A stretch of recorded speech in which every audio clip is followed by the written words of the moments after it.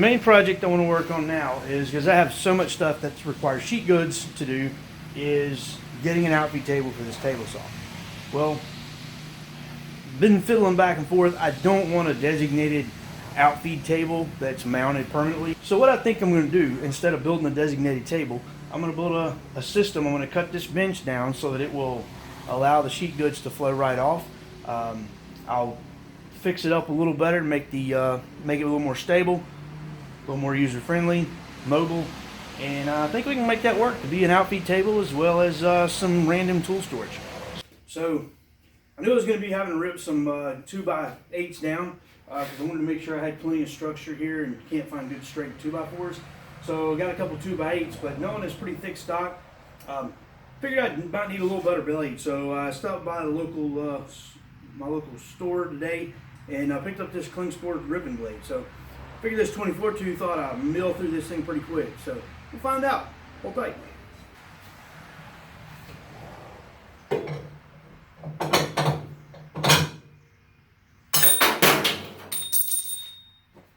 Bet that never happened to anybody before.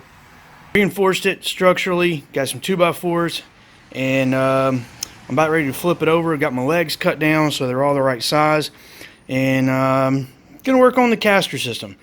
Okay, so here's how I came to sort of my conclusion. I laid this out. I know my wheel is 3 1/8 from the bottom of the caster, the wheel to the top of the plate. I know I was gonna have 2 pieces of 3/4 plywood.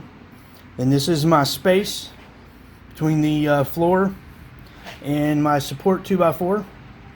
So I know that roughly this is what I'm looking at as far as distances go. So to make it acceptable though, here's how you work that out. Okay, so to mount this, I raised my bench up on this 1/2-inch sheet plywood. I knew that my caster was 3 1/8.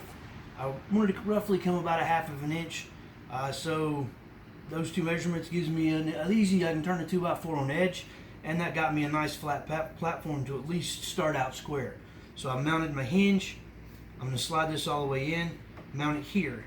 If you'll notice, this top piece of plywood doesn't come all the way out.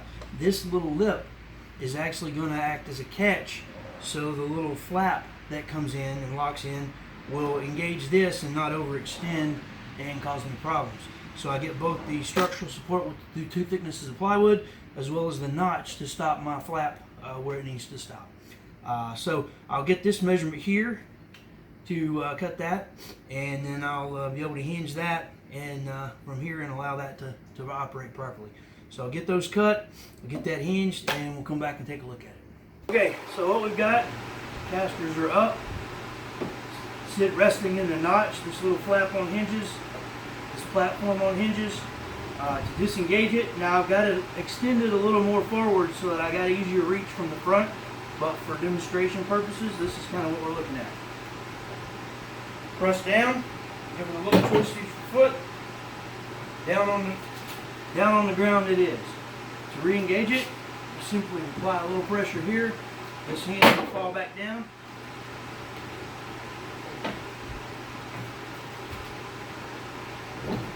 Fully mobile.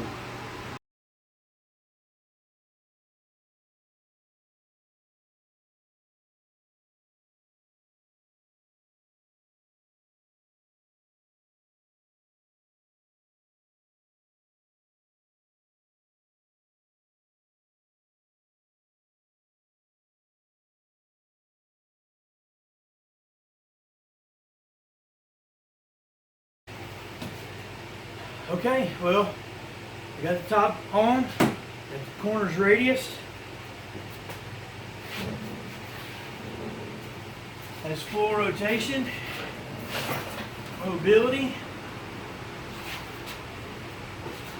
I did add this 45, so as I'm feeding material, if I'm doing something thin like 1/4-inch Luan or something plastic or whatever, if I do happen to hit this, it'll guide it right up on the top and allow me to continue without any issues.